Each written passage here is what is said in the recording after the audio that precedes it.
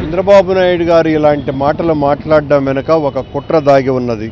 ప్రతిపక్షం అన్నదే లేకుండా చెయ్యాలా అనేటువంటి దురాలోచన చంద్రబాబు నాయుడు గారు చేస్తున్నారు. ప్రతిపక్షంలో ఉన్నటువంటి నాయకులనందరినీ కూడా భౌతికంగా కూడా నిర్మూలించి ఆయన అధికారంలో శాశ్వతంగా ఉండాలన్నటువంటి ఆలోచన ఆయన చేస్తున్నారు. ప్రతిపక్ష నాయకుడిని, ప్రతిపక్షాన్ని నిరంతరం వాళ్ళకి ఏమీ రాజకీయాలే తెలియనట్టుగా, ప్రజలను గురించి పట్టించుకోనట్టుగా విష ప్రచారం చేస్తున్నారు, గోబెల్స్ ప్రచారం చేస్తున్నారు. చంద్రబాబు నాయుడు గారి దగ్గర షోకులు తప్ప సరుకు లేనటువంటి వ్యక్తి, ప్రజలకు షాకులు ఇవ్వటం తప్ప ఏ రకంగానూ మేలు చేయనటువంటి వ్యక్తి చంద్రబాబు నాయుడు గారు. 2.5 సంవత్సరాలు అయింది అధికారంలోకి వచ్చి, ఒక్క అభివృద్ధి పని కూడా చేయకుండా పోతే ప్రజలు తిరగబడుతుంటే, అసహనంతో అల్లాడుతుంటే, కోపాన్ని వ్యక్తం చేస్తుంటే, ఆ కోపాన్ని ప్రతిపక్షం తన బాధ్యతను గుర్తెరిగి ఉద్యమాల రూపంగా మారుస్తూ ఉంటే తట్టుకోలేక చంద్రబాబు నాయుడు గారు గతంలో 10 సంవత్సరాలు ఈయన ప్రతిపక్షంలో ఉన్నాడు.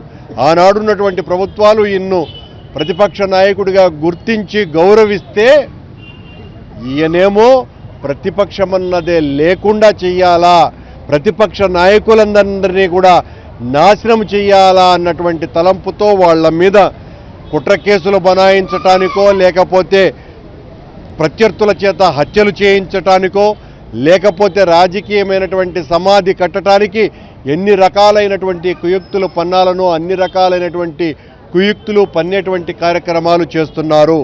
అసలు చంద్రబాబు నాయుడు గారికి మతిమరుపు వ్యాధి వచ్చి రోగపీడితుడై, రోగగ్రస్తుడై, సరైనటువంటి పాలన చేయకుండా రోజుకు 4 గంటల పాటు మీడియాలో మాట్లాడడమే పరిపాలనగా భావిస్తున్నటువంటి దుస్థితిలో చంద్రబాబు నాయుడు గారు ఉన్నారు. ఈ భారతదేశంలో ఇప్పటి వరకు ఏ నాయకుడైనా, ముఖ్యమంత్రి అయినా, ప్రధానమంత్రి అయినా ప్రసంగిస్తూ ఉంటే ఆ ప్రసంగం మధ్యలో అడ్వర్టైజ్మెంట్స్ వస్తున్నటువంటి ఏకైక ముఖ్యమంత్రి చంద్రబాబు నాయుడు గారు.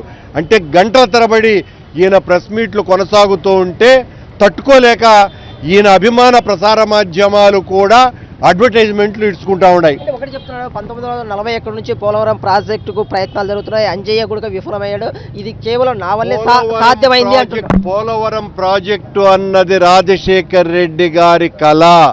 ఆనాడున్నటువంటి కేంద్ర ప్రభుత్వాన్ని ఒత్తిడి తెచ్చి స్వతంత్ర భారతానికి పూర్వమే ప్రజల ఆశాజ్యోతిగా ఉన్నదాన్ని సాకారం చేయటానికి శ్రీకారం చుట్టి Polavaram left bank, right bank కెనాళ్లకు ప్రారంభోత్సవాలు చేయటమే కాకుండా పనులు కూడా మొదలుపెట్టినటువంటి వ్యక్తి రాజశేఖర్ రెడ్డి గారు.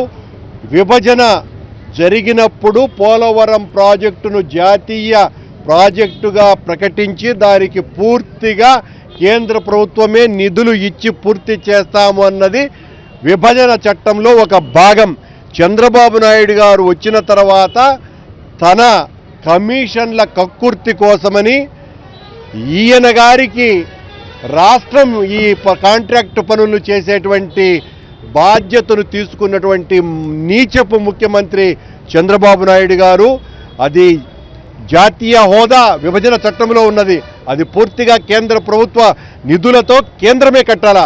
కానీ చంద్రబాబు నాయుడు గారు కాంట్రాక్టర్ల దగ్గర కమిషన్లు కొట్టడానికి మాత్రమే ఈ పోలవరం ప్రాజెక్టును ఈ రకంగా తన సొంతానికి వాడుకుంటున్నారు. ఒకవైపున పోలవరం ప్రాజెక్టు ఉంటే పట్టిసీమలో కమిషన్ల కోసమని ప్రజలకందరికీ కూడా తెలుసును. పక్కనే 4 కిలోమీటర్ల దూరంలో పట్టిసీమ ప్రాజెక్టు ద్వారా రాయలసీమకు నీళ్లు ఇస్తున్నానని అబద్ధాలు చెప్పి 100 కోట్ల రూపాయలు మేసినటువంటి చంద్రబాబు నాయుడు గారికి ఈ రోజున జేజేలు పలికించుకోవడానికి చాలా రకాలైనటువంటి సాధనాలు వ్యక్తులు ఉండవచ్చు కాక రాజశేఖర్ రెడ్డి గారి ఆలోచనల్ని నిర్మూలించాలనంటే సాధ్యమయ్యేటువంటి పని కాదు. ప్రజలందరూ కూడా గమనిస్తున్నారు. పోలవరం ఓన్లీ రాజశేఖర్ రెడ్డి గారి పట్టుదల వలన, ఆయన కలల వలన, ఆయన ఆచరణ వలన మనకొచ్చింది తప్ప చంద్రబాబు గారు జాతీయ ప్రాజెక్టును తన సొంతానికి కాంట్రాక్టర్లకు ఇవ్వటానికి రాష్ట్రం చేస్తుంది అన్న ఒక్కదాన్ని సాధించి 16,000 కోట్ల రూపాయలు ఉన్నటువంటి దాన్ని